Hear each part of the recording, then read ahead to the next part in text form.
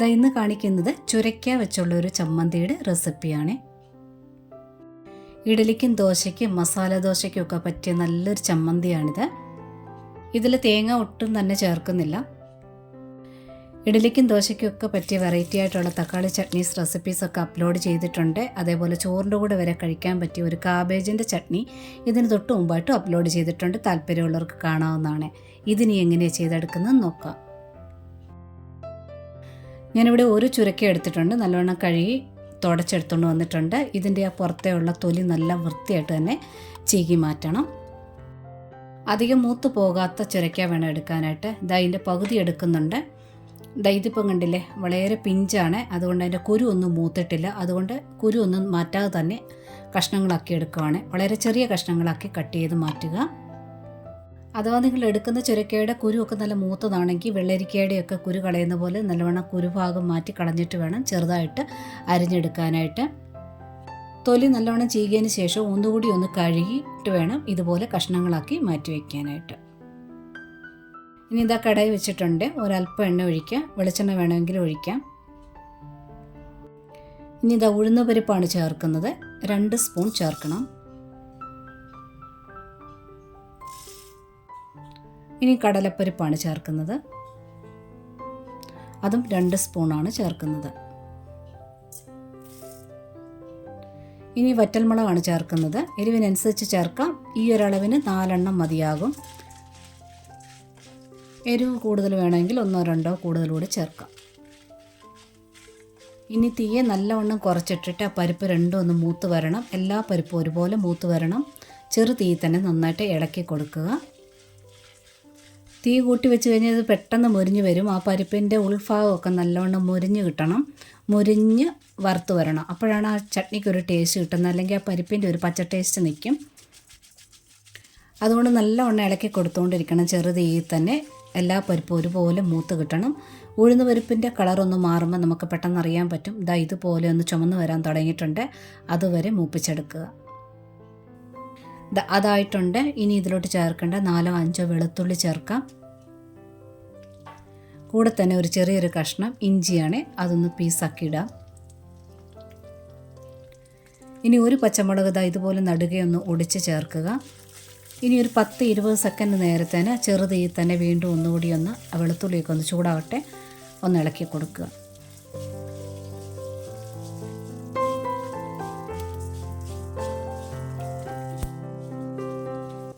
വെളുത്തുള്ളിയൊക്കെ നല്ലോണം ഒന്ന് ചൂടായി വന്നിട്ടുണ്ട്.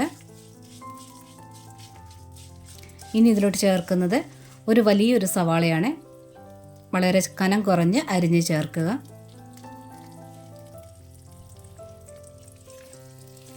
ഇനി സവാളയും വഴറ്റിയെടുക്കണം. ഒരുപാടൊന്ന് വഴന്ന് വരണ്ട. പച്ച ടേസ്റ്റ്, കുത്തു ടേസ്റ്റ് ഒന്ന് മാറിയിട്ട് ഒന്ന് വാടി വന്നാൽ മാത്രം മതിയാകും. സവാള അരിയുന്നതിന് മുമ്പായിട്ട് ആ വേര് വരുന്ന ഭാഗത്തൊരു കട്ടി ഭാഗം ഉണ്ടല്ലോ, വെള്ള കളറ്, അതൊന്ന് കട്ട് ചെയ്ത് മാറ്റിയിട്ട് വേണം അരിഞ്ഞെടുക്കാനായിട്ട്. പ്രത്യേകിച്ച് ചട്നിക്കൊക്കെ ചേർക്കുമ്പോൾ അങ്ങനെ ചേർക്കുക. സവാളയൊന്ന് വാടിയാൽ മാത്രം മതി. അതുകൊണ്ട് ഉപ്പൊന്നും ചേർക്കേണ്ട ആവശ്യമില്ല. പക്ഷേ നല്ലവണ്ണം ഇളക്കി കൊടുത്തുകൊണ്ടിരിക്കണം. പരിപ്പ് അടിയിലടി വരുന്ന കാരണം പരിപ്പങ്ങ് ഓവറായിട്ട് മൂത്ത് പോകരുത്. അത് മാത്രം ശ്രദ്ധിച്ചാൽ മതി. സവാളയുടെ കളറൊന്ന് മാറി വന്നിട്ടുണ്ട്. ആ പച്ച ടേസ്റ്റ് ഒന്ന് മാറി വാടി വന്നിട്ടുണ്ട്. ഇതിത്രയും മതി. ഇനി ഇതിൽ ചുരക്ക ചേർക്കാം. ആ ഒരു പകുതി ഭാഗം അരിഞ്ഞു വന്നപ്പോൾ 2 കപ്പായിട്ടുണ്ട്. അപ്പോൾ 2 കപ്പിൻ്റെ അളവാണ് ഞാൻ പറഞ്ഞത് ഇത്രയും. ഇപ്പം ഞാനിപ്പോൾ ഒരു ചുരക്കയുടെ പകുതി എടുക്കുകയെന്ന് പറയുമ്പോൾ ചുരക്ക നല്ല സൈസിലുള്ളതൊക്കെ വാങ്ങിക്കാൻ കിട്ടും. അതൊക്കെ പകുതി എടുക്കുകയാണെങ്കിൽ 3-4 കപ്പൊക്കെ കാണും. ഇതിപ്പോൾ 2 കപ്പിൻ്റെ അളവാണ് ഞാൻ പറഞ്ഞത്. ഇനി ഈ ചുരക്ക ഇട്ട് ഒരു 2 മിനിറ്റ് നേരത്തോളം നല്ലവണ്ണം ഒന്ന് ഇളക്കി ചൂടാക്കി കൊടുക്കണം. ഒരല്പം ഒന്ന് വാടണം. കുറച്ച് ഉപ്പൂടെ ചേർക്കാം.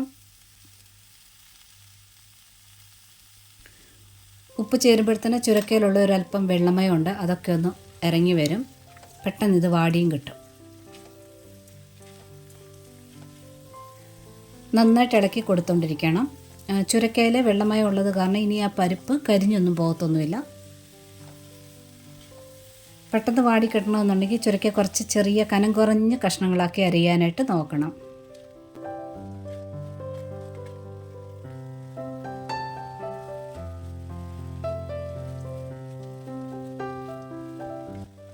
ഇതിപ്പോൾ ഒരല്പം ചുരുങ്ങി വന്നിട്ടുണ്ട് ചുരക്കയൊക്കെ. നന്നായിട്ട് ചൂടായിട്ടുണ്ട്. ഇനി ഇതിലോട്ട് ചേർക്കുന്നത് ഒരേ ഒരു തക്കാളി, നല്ല വലിപ്പമുള്ളൊരു തക്കാളി ചേർക്കുക. നല്ല പഴുത്തതായിരിക്കണം. ഇനി 4-5 കറിവേപ്പില കൂടി ചേർക്കാം. ഇനി തക്കാളി ഒന്ന് വാടിക്കിട്ടണം. അതുവരേക്കൊന്ന് ഇളക്കി കൊടുത്തോണ്ടിരിക്കണം. തീ വേണമെങ്കിൽ ഒരല്പം കൂട്ടിക്കൊടുക്കാം ഈ സമയത്ത്. ആ തക്കാളിയുടെ പച്ച ടേസ്റ്റ് മാറിയാൽ മാത്രം മതി. ഒരുപാടൊന്ന് കുഴഞ്ഞൊന്നും വേകേണ്ട ആവശ്യമില്ല. ആ തൊലിയൊന്ന് വിട്ട് വരുന്ന ഒരു പരുവം വരെ മതി. ആ സമയം കൊണ്ട് ചുരക്കയും കുറച്ചുകൂടി ഒന്ന് വെന്ത് വരും. ഇതിൽ മുളക് പൊടി ചേർക്കേണ്ട ആവശ്യമില്ല. വറ്റൽമുളകിൻ്റെ എരിവൊക്കെ പാകമാണ്. എരിവ് അഥവാ വേണമെങ്കിൽ മുളക് പൊടിയല്ല ചേർക്കേണ്ടത്, വറ്റൽമുളകാണ് ചേർക്കേണ്ടത്. ഇത് നന്നായിട്ട് ചൂടായി വന്നപ്പോഴത്തേന് ചുരക്ക ഒന്നുകൂടി വെന്തിട്ടുണ്ട്. തക്കാളിയുടെ ആ തൊലിയൊക്കെ ഒന്ന് വിട്ട് വന്നിട്ടുണ്ട്. ഈ ഒരു പരുവം ആകണം.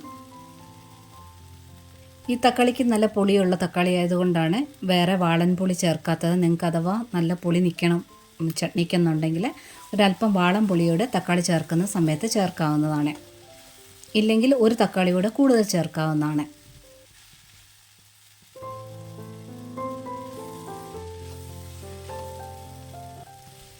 ഇതിപ്പം നല്ല പാകത്തിനായിട്ടുണ്ട്. ഇനി ഇതൊന്ന് നിരത്തിയിട്ടിട്ട് ഗ്യാസ് ഓഫ് ചെയ്യുക. ഒന്ന് ആറട്ടെ.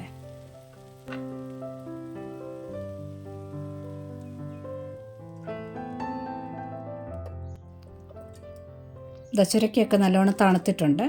ഇനി ഇത് മിക്സിയുടെ ജാറിനകത്തോട്ട് മാറ്റാം.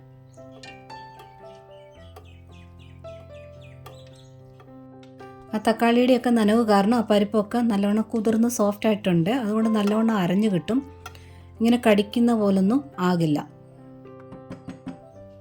ഇനി ഇതൊന്ന് അരച്ചെടുക്കണം. ആദ്യമേ തന്നെ വെള്ളം ചേർക്കാതെ എത്ര അരയ്ക്കാൻ പറ്റുമോ അത്രയൊന്നും അരച്ചെടുത്തോണ്ട് വരാം. ആദ്യമേ വെള്ളം ചേർക്കരുത്. ഇതുപോലെ ഒന്ന് അരച്ചെടുത്തോണ്ട് വരാം.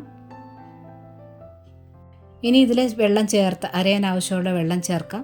ഒരുപാട് ലൂസാക്കി എടുക്കുന്ന ചട്നിയല്ലിത്. ഇനി കുറച്ചുകൂടി ഉപ്പ് ആവശ്യമായിട്ട് വരും. കുറച്ച് ഉപ്പൂടെ ചേർത്തിട്ടുണ്ട്. ഇനി അരച്ചെടുത്തോണ്ട് വരാം. ഈ ചട്നി ഞാൻ ചൂടാക്കാറില്ല. അതുകൊണ്ട് തിളപ്പിച്ചാറിച്ച വെള്ളം ഒഴിക്കാൻ പറ്റുമെങ്കിൽ അങ്ങനെ ഒഴിക്കാം. വൈകുന്നേരത്തേനൊക്കെ വെച്ചേക്കാനാണെന്നുണ്ടെങ്കിൽ തിളപ്പിച്ചാറിച്ച വെള്ളം തന്നെ ഒഴിക്കണം. ഈ ഒരു പരുവത്തിൽ അരച്ചെടുത്തുകൊണ്ട് വന്നിട്ടുണ്ട്. ഇതിൽ വേണമെങ്കിൽ ഒരല്പം കൂടി വെള്ളം ചേർക്കാവുന്ന പരുവമാണ്. ഈ ഒരു പരുവത്തിൽ ഉപയോഗിക്കാവുന്നതാണ്. ഇനി ഇത് വേറൊരു പാത്രത്തിലോട്ട് മാറ്റാം.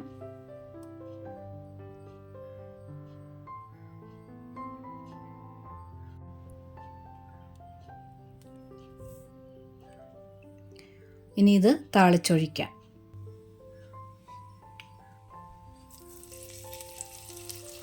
എണ്ണയിൽ കടുക്, ഒരല്പം ഉഴുന്ന് പരിപ്പും വറ്റൽമുളകും കറിവേപ്പിലയും മാത്രം ചേർത്തുള്ളൂ. ഗ്യാസ് ഓഫ് ചെയ്തതിന് ശേഷം ഒരല്പം കാശ്മീരി മുളക് പൊടിയുടെ ചേർത്തിട്ടുണ്ട്. ഇത്രയേ ഉള്ളൂ. പിന്നെ ഇഷ്ടപ്പെട്ടിട്ടുണ്ടെങ്കിൽ ലൈക്ക് ബട്ടൺ ഒന്ന് ടച്ച് ചെയ്തിട്ട് ഒന്ന് സപ്പോർട്ട് ചെയ്തേക്കണേ. കൂട്ടുകാർക്ക് ഷെയർ ചെയ്യാനും മറക്കല്ലേ. ഒരുപാട് സ്നേഹത്തോടെ താങ്ക്സ് ഫോർ വാച്ചിങ്.